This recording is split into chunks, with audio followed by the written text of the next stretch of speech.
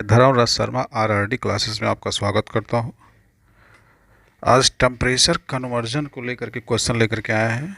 अब इसे देखिए कैसे इसको सॉल्व करते हैं। इस टाइप के क्वेश्चन को इसमें एक कॉमन फार्मूला ध्यान रखिए कि इसको पहले समझते हैं। f minus 32 upon 180 equal c minus 0 upon 100 equal k minus 273 upon 100। ये एक कॉमन फार्मूला है जो किसी भी टेम्परेचर कन्वर्जन के काम में आएगा। अब चाहे वो फ़ारेनहाइट को डिग्री सेंटीग्रेड में कन्वर्ट करना हो, या फिर सेंटीग्रेड को फ़ारेनहाइट में कन्वर्ट करना हो, या फिर केल्विन को सेंटीग्रेड में, या सेंटीग्रेड को या सेल्सियस को केल्विन में कन्वर्जन करना हो। ये कॉमन फार्मूला सब में इस्तेमाल किया जा सकता है। ठीक है। अब जैसे यहाँ पर लिखा है 293 केल्विन को डिग्री सेल्सियस में बदलिए, तो इसको बदलने के लिए 273 को हम लोग माइनस कर देते हैं, तो ये C के इक्वल आ जाएगा। यानी इसी फार्मूले को इतने को इस्तेमाल करेंगे। ये 293 केल्विन लिखा हुआ है, तो K की जगह पर 293 भर देंगे और माइनस 273 लिखा ही है यहाँ पे, और ये C के इक्वल हो जाएगा क्योंकि C 0 जगह कुछ नहीं बचेगा। तो 293 को 273 से जब माइनस कर देंगे तो जो आएगा वो डिग्री सेंटीग्रेड में आ जाएगा। ठीक है। तो ये कॉमन फार्मूला है। अब आइए इसको समझते हैं कि इसको कैसे सॉल्व करेंगे। अब देखिए 293 केल्विन लिखा हुआ है, तो 293 को 273 से माइनस कर दीजिए, तो ये आ जाएगा 20 डिग्री सेंटीग्रेड। याद ये रखना है कि केल्विन को सेंटीग्रेड में कन्वर्ट करना है, तो माइनस 273 कर देंगे, तो ये डिग्री सेंटीग्रेड में कन्वर्ट हो जाएगा। ऐसे करने से जल्दी होगा। अब उसी तरह से क्वेश्चन नंबर 2 देखिए, 25 डिग्री सेल्सियस को केल्विन में बदलना है। ठीक है। तो 25 डिग्री जो सेल्सियस है, इसमें 273 को प्लस कर दीजिए, तो 298 केल्विन आ जाएगा। तो कभी कभी क्वेश्चन में ये पूछ देता है कि फ़ारेनहाइट, सेल्सियस और केल्विन किस पर डिग्री नहीं होता है, तो केल्विन पे। केल्विन डिग्री नहीं कभी बोला जाता है, ये याद रखना है। ये कभी कभी एग्ज़ाम में पूछा जा चुका है। ठीक है। तो ये क्वेश्चन फर्स्ट और 2 ये इजी क्वेश्चन है। फार्मूला तो जो अभी को बताया वो कॉमन है, सब में काम आ जाएगा, लेकिन ऐसे करिएगा तो ये आपका जल्दी होगा, समय बचेगा एग्ज़ाम में। अब आते हैं क्वेश्चन नंबर 3 पे। अब क्वेश्चन नंबर 3 में 30 डिग्री सेल्सियस को डिग्री फ़ारेनहाइट में बदलना है। ठीक है। तो इसको बदलने के लिए फार्मूला इस्तेमाल करना पड़ेगा। F माइनस 32 अपॉन, देखिए फार्मूला वही है, एक बार और हम लिख रहे हैं इस फार्मूले को ताकि अब कंफ्यूजन ना हो। 100 ये इक्वल है, और इक्वल K माइनस 273 बाई 100। ठीक है। अब इसे हम क्रॉस भी कर सकते हैं ऐसे, 2 9 जा 2 5 जा 2 5 जा। ठीक है। और सिर्फ सेल्सियस और केल्विन को लेकर चलेंगे तो बस इतना लेकर चलेंगे, तो ये 5 भी क्रॉस हो जाएगा। तो C माइनस 0 मतलब C इक्वल K माइनस 273। ठीक है। अब आते हैं क्वेश्चन नंबर 3 पे। देखिए कैसे करना है इसको। तो इसके लिए फार्मूला हम इस्तेमाल करेंगे F minus 32 by 9 equal C by 5। इसी फार्मूले में हम इसको रखेंगे। तो डिग्री सेल्सियस है, तो सेल्सियस यहाँ पे लिखा हुआ सी की जगह पे 30 यहाँ पे रख देंगे।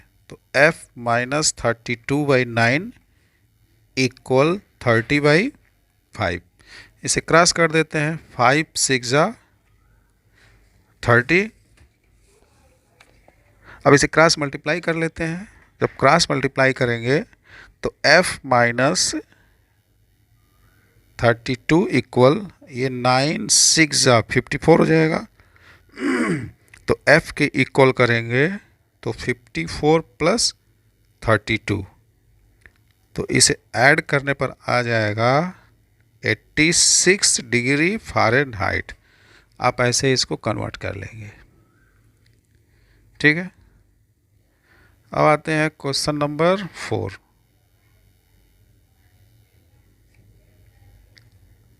अब 4 पे देखिए लिखा हुआ 86 डिग्री फ़ारेनहाइट को डिग्री सेल्सियस में बदलना है इसको। तो फार्मूला तो वही लगाएंगे, F माइनस 32/9 इक्वल C/5। तो डिग्री फ़ारेनहाइट लिखा हुआ है, तो ये F की जगह पर 86 को भर देंगे। तो चलिए भरते हैं इसको।